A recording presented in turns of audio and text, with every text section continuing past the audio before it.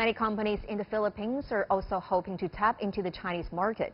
CGTN's Wu Lei talked with the Philippine ambassador to China, who spoke about China's 14th five-year plan and the bilateral cooperation. China is the Philippines' largest trading partner. The Filipino ambassador to China says he hopes the two countries can develop even deeper cooperation on pandemic control and economic growth. As a matter of fact, it has become now the most important component of the bilateral cooperation, because the pandemic, although it has now been controlled in China, it's still raging around the world, and in the Philippines it's still a struggle to control the virus.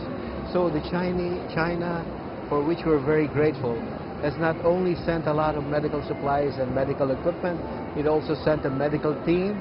And as a matter of fact, the two foreign ministers agreed that a webinar will be held with Dr. Zhongnan Shan, as the foremost Chinese expert, to be able to share his experience with his Philippine counterparts.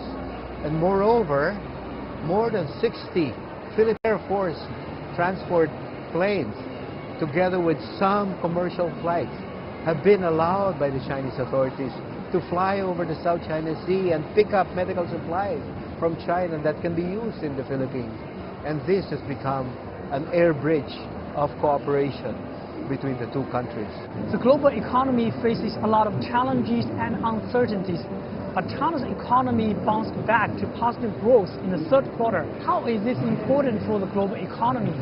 Well, the fact that China's economy is the only G20 or major economy that will register a positive growth this year is a significant element, because it is like a locomotive that can help all the other countries by virtue of CIIE, a lot of imports through foreign trade, through more investment.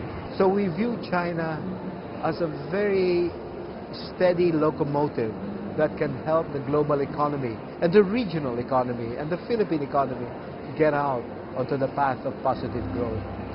What opportunities and cooperation have been brought about by China's double development dynamic strategy outlined in the 14th five-year plan? Well, this five-year plan is of deep interest, because it's not only shows a roadmap for China's development, it actually presents a roadmap for opportunities for neighboring countries, including the Philippines, as well as the other economic partners of China, on how to participate in this growth path. And so we consider it as an important roadmap, not only for China, but also for the region and for the world. How do you evaluate China's plans to eradicate extreme poverty and build a moderately prosperous society? You see, China, you're already able to eliminate absolute poverty by the end of this year or shortly thereafter. The Philippines, we're still in double digits in terms of poverty alleviation. We're still around between 16 to 20%. So it is a source of inspiration for us that it can be done. But we have to learn China's strategy, the best practices China adopted in terms of targeted poverty alleviation, not a formula that's applicable to all, but targeted for the regions that's still. So this, for us, is a very important lesson, how to learn from the Chinese experience.